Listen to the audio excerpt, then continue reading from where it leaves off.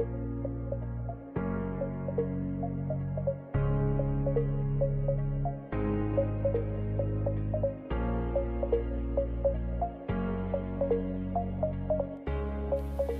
Kedaton merupakan salah satu bukti sejarah perjuangan Sunan Giri dalam mensiarkan Islam.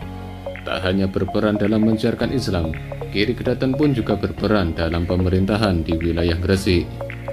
Dan terbukti dari masa ke masa para penguasa Giri Kedaton mampu memberikan pengaruh baik agama, budaya ataupun politik, tak hanya di wilayah Gresik ataupun Jawa Timur, bahkan hingga ke Nusantara. Namun di masa pemerintahan Panembahan Mas Witono, pengaruh kekuasaan dan kejayaan Giri Kedaton mengalami kehancuran. Dan lantas siapakah penguasa terakhir dari Giri Kedaton yang dikenal dengan Panembahan Mas Witono?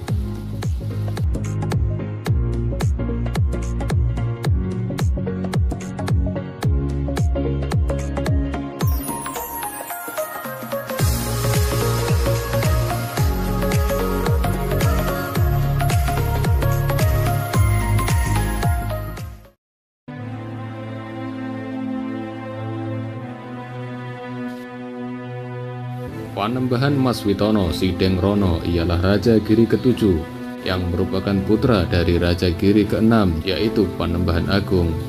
Ia pun merupakan cicit dari Sunan Prapen yang masih merupakan keturunan dari Sunan Giri.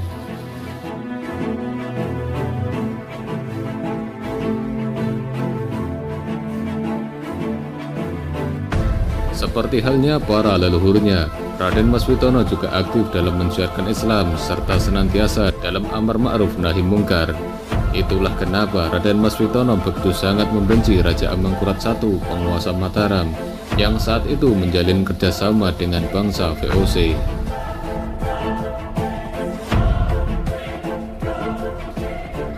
Dikisahkan ketika Trunojoyo melakukan perlawanan terhadap Mataram, Giri Kedaton juga turut aktif mendukung Trunojoyo dalam perlawanan tersebut.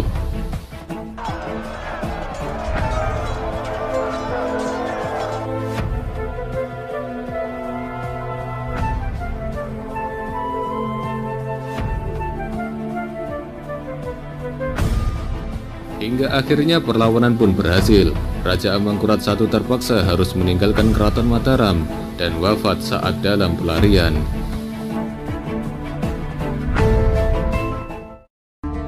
Dan akhirnya kedudukannya digantikan oleh putranya sebagai raja baru di Mataram yang bergelar Raja Amangkurat II. Kemudian Amangkurat II meminta bantuan VOC untuk menumpas Trunojoyo dan para pendukungnya, termasuk Giri Kedaton. Konon Giri Kedaton merupakan sekutu Trunojoyo yang bertahan paling akhir.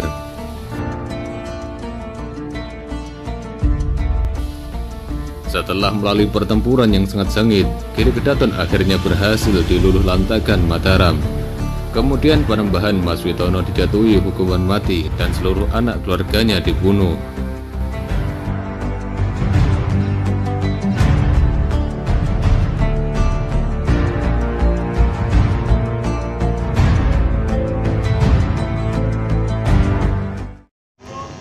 Terjadi peristiwa rusuh zaman Mataram, yaitu digambarkan di prasasti belakang itu. Bagaimana pangan sulit, ya. Padi itu aja harganya sudah bertikel-tikel, banyak orang yang tidak bisa makan padi. Karena kok suasana perang, dan waktu itu gerombolan Trunojoyo dengan dibantu bala pasukan dari Makassar, Karanggalasong, itu meratakan kota Gresik dengan tanah. Semua bangunan sudah roto dengan tanah. Disitulah terjadi perubahan-perubahan di situ. Ya. Nah, di situ dicatat, ketika kekuasaan Amangkurat sudah jatuh, diganti putranya Amangkurat II. Rupanya Amangkurat II ini punya dendam dengan Panembahan Mas Witono di Gresik. Nah, disitulah ketika zaman Amangkurat kedua balas dendam kepada Panembahan Mas Witono yang disebut dengan Panembahan Giri. Ketika Giri digempur oleh Mataram yang dibantu VOC,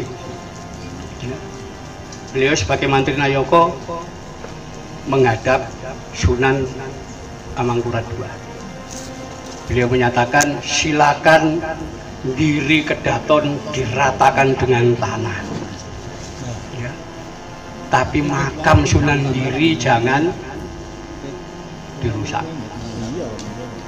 Kenapa? Itu makam keramat, makamnya wali, ya. Kalau Kedatonnya silakan. Akhirnya Amangkurat setuju Giri Kedaton dihancurkan, ditembaki dengan meriam.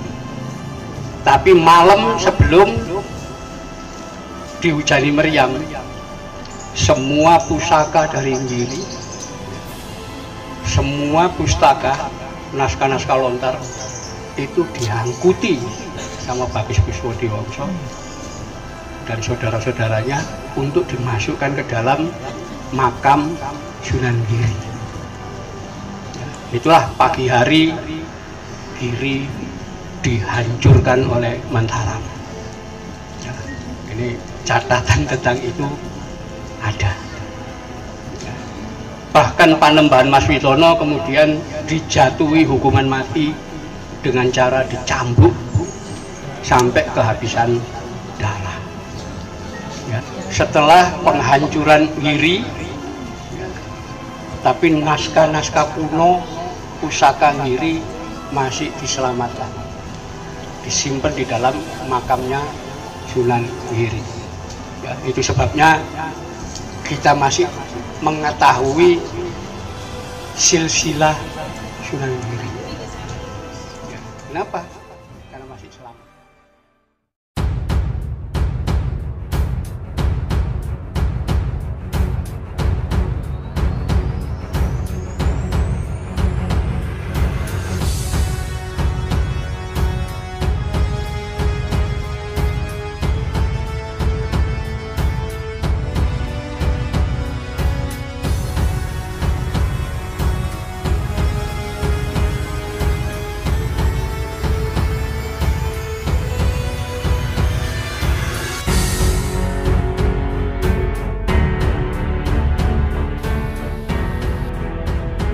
Dengan terbunuhnya Panembahan Mas Witono, maka berakhirlah dinasti kekuasaan Giri Kedaton di wilayah Gresik. Sebagai seorang penguasa, pejuang agama dan bangsa yang juga turut berjasa dalam berdirinya kota Gresik, sehingga tak heran bila makamnya pun sering dikunjungi para peziarah dari berbagai wilayah.